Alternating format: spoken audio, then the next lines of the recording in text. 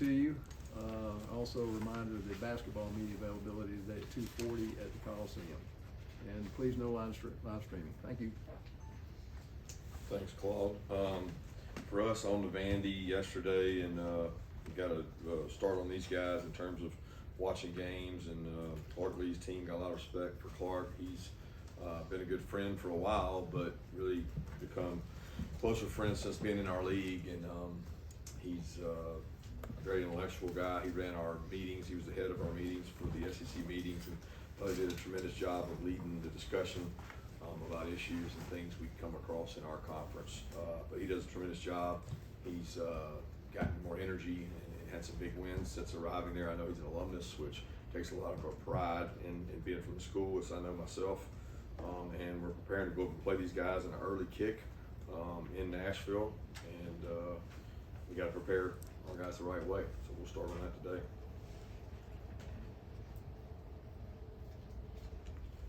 Yeah, Coach, halfway through the season, quarterback's fourth in passing, you're averaging 40 points per game. I'm just curious, has the transition from Coach Monken and Stetson to Bobo and Beck been as smooth as even you thought it would be this offseason? Yeah, and I made a quick decision there because I was really confident, and we had the luxury of having a quarterback coming back that really wasn't your typical first-time starter. And now when you have a guy that's been in the system as long as he has, I felt comfortable that he knew the system. I wanted to keep the system the same, and those guys have transitioned well together. Talked about being pretty good friends with Clark Lee. Sympathy and empathy is not big in football, but can you process what the challenges, unique challenges in a place like Vanderbilt has? But at the end of the day, they draw the same check as everybody else does in the SEC shares. So can you just talk a little bit about that dynamic, what the uphill climb that program looks at every year? I don't think I can because I don't know. I don't know his issues and problems. I think we all have our distinct institutional things that we deal with, and everybody's is different. I mean, whether it's geographically, academically, financially. I mean, everybody's situation is completely different. So I can't draw a comparison to his, and he's not one to sit around and complain and cry about it. He's from there. He's proud of it. They've done a tremendous job. I think he has the right approach. He knows the area. He knows that state. He knows the institution, which institutional knowledge is powerful information. So it's hard for me to draw a comparison. I have a lot of respect for him, and as you know, one of our coaches' sons is committed there. So I know that Will has a lot of respect for their program and what Clark's done, and he went on an official visit there. So I have a lot of respect for what they're doing. Kirby Carson has 3 straight 300-yard passing games. So what does he bring to the position that makes him well-suited to operate this offense at a high level? Great mental processing. He's a great processor. I mean, Carson's a very intelligent guy, and say what you want about the quarterback position, you have to process information rapidly, and the more information you can handle, the more flexibility your offense has, and the flexibility of an offense is usually tied to what the quarterback can handle. And our quarterback, not only because he's smart, because he's also of age and been in the same system for multiple years, has been able to grow from that. You find very, very, very rare in college football or pro football for a quarterback to be in the same system more than 3 years. And I don't know how many years Carson's been in the system, but I think it's 3 or 4. So it's like he understands it, he knows how to use it, and he's got good weapons around him to help him with it. So his intuition, along with ability, has helped him. Kirby, I saw this nugget from ESPN that said Carson became just the 3rd quarterback in the last decade to throw 4 touchdown passes and complete 85% of the passes against the blitz. What's the most important thing a quarterback must do when preparing and dealing with the blitz? Understand his protection and understand his route structure. So Carson does a great job with that because he is very composed. I think, a baseball background, I've learned, gives you the ability to handle pressure, because there's no greater pressure than you have to throw a strike. Nobody can help you throw that strike. No coach, no pitching coach. You got to stand out there and throw a strike.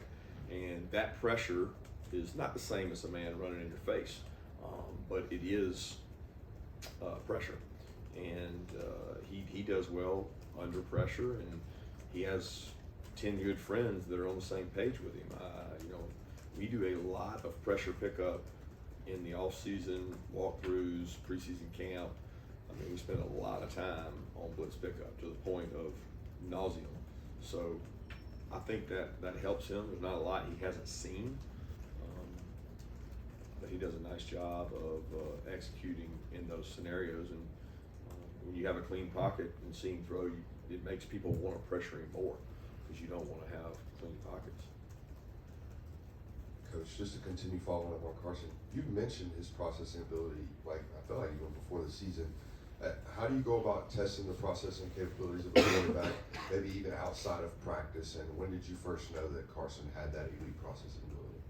Oh, he's had it since he got here. I mean, he hasn't been where he is, but I mean, the guy has a lot of spring scrimmages, fall scrimmages. We scrimmage 3 times in the spring, 3 times in the fall. That's 6 times 3 years, 18.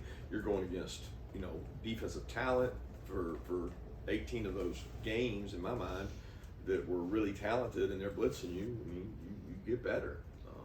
And he still has growth he can do and can get better in understanding things and decision making. There's times that he's averaged about 2 plays a game where he, you know, puts us at risk of just get out of a bad play, man. Just throw it away, take a sack, take off running, and don't throw it into danger. So he has to continue to grow at that. But the guy's had a lot of practices. He's not your typical second-year sophomore starter. Kirby, 2-part question. First, any clarification on the Miley Cyrus knowledge? Number 2, on edge defense, Kentucky did get some. How much of that is just kind of pure edge defense? How much of that is reading misdirection? You got to define edge defense for me. Run defense. So run defense on the edge. Yeah, I think you create edges different way. Like, I don't know if you mean like outside run, toss, sweep, or if you're talking about counter and pullers, gap schemes, because they can all end up on the edge depending on how you play them. So everybody has a defensive philosophy on how they play football, and we don't like balls to run north-south. So if the ball's not running north-south, where's it running? East-west. If it's running east-west, where does it have to get to? The edge. So most of the runs we give up by design are on the edge because we're not going to allow you to go north and south. And if you go north and south on us, we got bigger problems. If we can get it to go sideways, we tend to think that our speed runs it down. And that hasn't always been the case this year. Like, we have not done an awesome job at running things down that we make go inside out. Some of that's been by scheme, some of that's been by protecting the corners. I mean, we've had different runs get out for different reasons, but I'm not sitting here concerned about our edges, if that's what you're asking. We can definitely do a better job run fitting things. 2 questions for you as well. To the layperson, it looked like Carson Beck had a lot of time to throw. You talk about the blitz pickups. He just looked like he had all day back there. Can you tell me a little bit how, when you went back and looked at the film, you always say it's not as good, it's not as bad. Tell me about how you thought your offensive line performed last week, and then your thoughts on Carson Beck being named a co-SEC Offensive Player of the Week. Happy for Carson to get that award. I think he'd be the first to tell you it wasn't all him. It was protection, pass catchers catching the ball, route runners changing routes, the level of the routes. Some of the route structure we had in last week was different than previous weeks. So, I mean, those guys all played a part. He certainly had a big part in that, being able to read the coverage and make the decisions. So I'm pleased for him in regards to that. But the time he had, some of that was protection. Some of that was the way Kentucky plays a defense sometimes where they rush 3 and they pressured. They brought 3, they brought 4, they brought 5, they brought 6. They change it up. But when they do bring 3 and 4, you're typically going to have time when you have a 6-man protection. You should. So he had some time in there to be able to do that. You're not always going to have that week to week. A lot of that comes from what I said after the game. If you're able to run the ball well, you will get play action shots and have time because there's more buy-in when you run the play action if you're running the ball well. Kirby, we've seen Ty Ingram Dawkins on the sideline and other things with the boot and the scooter, and I want to, I know you guys are hopeful to get him back, but is it Do you anticipate being able to get him back this year, or how soon is, do you think that could happen? Yeah, as I talked about before, he's dealing with a foot injury. This is a significant injury. He's had a 4-week shutdown. I think we'll be on 5. He's going to be able to start doing a little more next week. More being jogging and what I call weight bearing, not necessarily practice. So we have a plan and we have stages, and he's hit all the markers. So yeah, we're hopeful to get him back this year, but when that'll be, I don't know. We're going to do what the doctors say. Yeah, Kirby, follow up on the defense after the game the other night. You mentioned that after the Auburn game, you showed clips of their run defense. You reminded they've been really good on third down. As a coach, how do you balance, when to, press that button and say, hey, you guys are better than some of the things you showed in games? You just go on gut feeling. I mean, it's where are they? How are they practicing? Do they buy into what you're believing, or do they buy into what you guys are believing? It's like, so they have to understand the truth is what's on the tape, and the tape says striking blocks, playing well against the run on certain plays, not playing well against the run on certain plays, and some of that's by lack of repetition. We didn't practice it. Some of it's didn't play physical to our standard, and if you show that you can do it, we're going to show you that you can do it, and that's what we do. We don't try to overthink it. We just show them what the truth is. Hey Coach, we're starting to enter the season where it's going to be cold weather, and it looks like it's going to be in the 40s with rain at Vandy on Saturday. I was wondering what you guys do in practice to help with the centers, long snappers, quarterbacks with the conditions outside. Yeah, we spray water on it, and then we practice in whatever elements we have that we can create. So we haven't practiced in much cold, I can promise you that. But we can create some things for indoor, and we can create weather conditions with water and things like that. We have wet ball practices. We kind of pick them and just say, hey, practice 6, 20, 28, we're going to do this, and then if we get a chance to go out in it, we do it. But that's all you can really do. Yeah, I want to ask about two guys on the offensive line. Said leaves the game, obviously comes back in. How is he doing? And then how is Amarius Mims progressing in his rehab from ankle surgery? Yes, Sid's great. He came back in, finished out the game, seems to be fine. Mars is right where we think he should be. I mean, he's got the same protocol that Lost Lucky's had, Cash has had, James Cook's had. We've had a lot of the tightrope surgery, and he's right on schedule.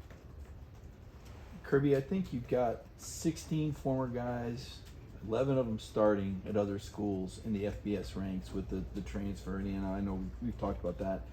Is there anything you do conscientiously different in terms of your retention with this being the new state of the college football world? I don't really know what you're asking. How you keep I don't good know what guys other people around? do, so I don't know how different what we do is. I mean, do we think about it? Yeah. Do we talk and talk to guys? Yeah. I think everybody does, and you have to be smart and evaluate your players, talk to your players, explain where they are. I think it's really important to have communication back home, have those things, but I don't know how different that is from everybody else because I don't know what everybody else does. Kirby, Vanderbilt's had some success the last few weeks throwing the football, and Ken Sills has been the quarterback in those moments. What sort of stands out to you about how they have done passing the ball, especially with Ken Sills as the quarterback? Yeah, it stands out. They have speed at receiver. They have really good wideouts. I didn't realize unless I was watching all the games yesterday how fast they are at wideout, and the quarterback's done a great job getting them the ball. They've had some injuries up front, had some guys going in and out of the offensive line, but I mean, he buys more time. He's mobile. He's able to highlight the players they have. They have really good wide receivers, and he buys time to make throws, off-platform throws, scramble throws. He's got a really good arm, and he's a good athlete. So when he extends a play, it brings their what the strength of their team is up because it gives them more time to make plays. I want to follow two little questions. Just with Amarius, I don't know all that much about tightrope surgery other than what I've Googled, right? And with Amarius, it seems like his timeline could possibly look at a comeback around Florida or so. Is that a goal to try to get him back after that off week? No goal. No goal. It's really about where he is. I mean, the timeline for Lucky would put him around there, but he may not be the exact same as Lawson. I mean, Lawson's is a skill position that requires more cutting and things like that. We've ordered a special shoe for Morris and plan to use it. We use that with Andrew Thomas and several other kids in the offensive line that have had ankle injuries, but we don't put a timeline on it just for that reason, that it could be before, it could be after. It's based on his progression of how he feels when he starts moving around and what he does. Kind of following up on what Mike said, you know, this just recently, Donnie Mitchell rates as a first round pick right now and what he's doing. Major Burns has a pick six and that clinches the game against Missouri. On that line of NIL retention, how do you you obviously would like to keep all the players around, but is that part of the reason you lose them? Really good players you get outspent for them. You get you know what I'm saying? I wouldn't say that. Is that what we're coming down to now? I wouldn't say that. I don't talk much about the guys that aren't in our program. I love Understand. both those young men to death. They both chose to come here, and neither one really had the options that they wanted coming out. And we saw something in them to bring them here, but they chose to leave. And neither one of those kids were encouraged to leave. But why they left would be up to them, not for me to define or say. I don't think it's about NIL in either of those cases. Do I think it's about NIL in some cases? Absolutely, but I don't think it's about that in those two kids' cases. That would probably be proximity to home in both those two cases. But I just don't concern myself. I don't think about that. I'm not even like worried about that. It's maybe a story for you guys, but for me, it's about the men that are in that team meeting room right over there that are going to practice today and that are trying to beat Vanderbilt. Thank you. Kirby, you don't have a special teams coach per se, you're like on-field assistants. I'm curious with Peyton, who seems to have gotten on track. What does it look like in terms of getting him right from a coaching perspective? Who's responsible for helping him? Well, you don't coach kickers. I don't know if you've noticed that. I don't know. There's nobody in the country that has somebody that specializes in the actual technical process of kicking. Mm-hmm. You know what I mean? I think every team in the country that's got the financial stability, they have good psychological sports management, and they have all the people that can help him psychologically, which is more of it than anything. Mechanically, the kids, he's been good for a while. They all have their kicking coaches back home, and if they're not kicking good, they might use that kicking coach. But we use sources here that are more sports psychology path than what's wrong with your stroke, and so we don't have to have a kicking coach as much as we have to have special teams background people to help coach the coaches. Kirby, Georgia passing the high school NIL rule last week. What would your advice to parents, kids, high school, about the process and just kind of the perception versus reality of the NIL dollars, especially maybe in the high school? I honestly don't know what I would tell them. I mean, it's all over the place. I mean, what does your son play, and you know what you see your son's net worth as may not be what Delta or Coke or Kodak or UBS sees your son's net worth as. So you have to be careful there. What you believe and what you hear, because I don't honestly know what the impact will be, because you got to go to those local communities and say, what are they willing to do with NIL when dollars are tight in a time that in America that they may not want to spend money on a high school kid. Now, certainly that's going to happen in some positions, no different than it's going to happen in college football in some positions, but the overall impact, we'll have to wait and see what it is. Let's take 2 more questions. Coach, to follow up on the kicking, I think I noticed when the ball's on the left hash, the 32-yarder, y'all kind of angled the snap. And have y'all done that before? And if so, what went into the decision to kind of take that guy and put him off the left hash? Well, we have rules that I don't really prefer to divulge, but that has not changed. So there's no change in our kicking rules. Every field goal team in America has a rule they have for whether they're on the hash, they move it, whether they go tackle over, they don't go tackle over. I mean, those are things that you get into geometry about of how your kicker kicks the ball, what's the flight path, how high does it get, where's the block point, how hard do they rush. But we haven't changed ours since we've been here. Kirby, I heard a podcast with you last summer. You went about 40 minutes talking about changes you've made over the course of your career. I guess when you were talking about how humility is 1 week away, obviously Vanderbilt actually beat Georgia your first year. What would you say the biggest major change that you've made since your first season? And does that Vanderbilt game ever flash through your mind? So far back now, not really. I mean, I've had games in my career that you know you remember the losses more than the wins, but that one doesn't stick out for me as much as maybe some of the others do. I mean, there was a lot of games that year that were really close. We won a lot of really close games, and we lost some really close games. The only common theme was there was a lot of close games. But as far as things I've changed in, it's a lot. Too long to sit here and just talk about it for 5 minutes. Thanks.